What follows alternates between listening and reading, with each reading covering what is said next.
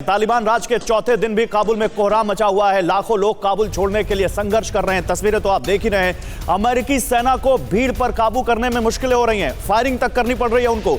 Airport पर India, US, UK समेत कई देशों के लोग मौजूद हैं जो गुहार लगा रहे हैं कि प्लीज हमें जाने दो, प्लीज हमारे बच्चों को किसी सेफ मुल्क में पहुंचा दो, हमें इस ऐसे जगह से निकालो जहां अब मानवाधिकारों का कोई मूल्य नहीं रह गया, हमें ऐसी जगह से निकालो जहां पर अब लोकतंत्र नहीं बल्कि गणतंत्र आ चुका है। इस बीच मनीष झा भी हमारे साथ आ चुके हैं। ये तस्वीरें देखिए कैसे अमेरिकी सैनिक वहां पर उस भीड़ को कंट्रोल करने की कोशिश कर रहे हैं जो लगातार एयरपोर्ट की तरफ बढ़ रही है, जिनको बस वही एक गेटवे लगता है इस जगह से बाहर निकलने का और ऐसी जगह जाने का जहां पर वो खुली हवा में सांस ले सकें और एक ऐसे जगह रह सकें जहां पर उनके बच्चों का भविष्य संवर सके। दो तस्वीरें लोगों को समझाने की कोशिश करती हुई यूएस आर्मी की, ठीक है आपको जगह मिलेगी लेकिन ऐसे आप अगर अनकंट्रोल हो जाएंगे तो फिर हम कैसे यहां पर काम करेंगे। दूसरी तरफ एयरपोर्ट पर सेना की फायरिंग क्यों की, और इस फायरिंग में तालिबान की तरफ से कहा गया है कि तालिबान जो फायरिंग कर रहा है या अमेरिकी सेना की तरफ से जो फायरिंग हो रही है, क्रॉस फायरिंग हो रही है, उसमें कई सारे लोगों की मौत भी हुई है।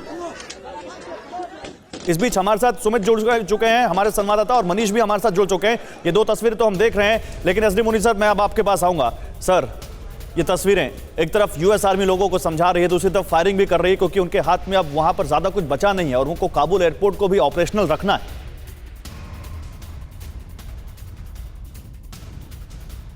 हेलो मिस्टर मुनी, आप तक मेरी आवाज आ रही है?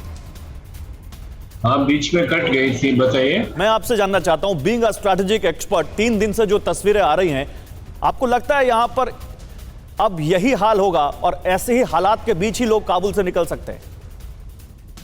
नहीं, ऐसे हालात खराब हैं अभी और मुझे लगता है 1-2 दिन और ऐसा कंफ्यूजन बना रहेगा, लेकिन आखिर में इस स्थिति को बदलना ही पड़ेगा। तालिबान के हित में भी नहीं है, अमेरिकन फोर्सेस के हित में भी नहीं है, सारी ह्यूमैनिटीज के हित में नहीं है। इसीलिए हमें आशा ये करनी चाहिए कि ये स्थिति पे काबू पाया जाएगा।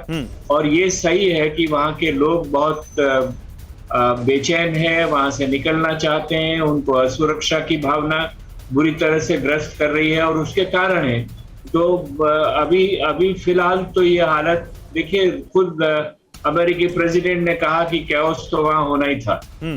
अगर वो लोग ये समझते हैं तो मैं समझता हूं अभी वाली स्थिति धीरे धीरे काबू में आनी चाहिए, ऐसी आशा करते हैं। उम्मीद करते हैं जो आप कह रहे हैं ऐसा ही हो और वहां जल्दी से जल्दी कम से कम लोगों को सही से निकलने का रास्ता तो मिले। इतना कैओस, इतना वहां पर जिस तरह से वहां पर हो हल्ला और इतना जहां जितना बेकाबू स्थिति, ये कंट्रोल में आए। फिक्र आपकी, सोमवार से शुक्रवार रात 9 बजे सिर्फ TV9 भारतवर्ष पर।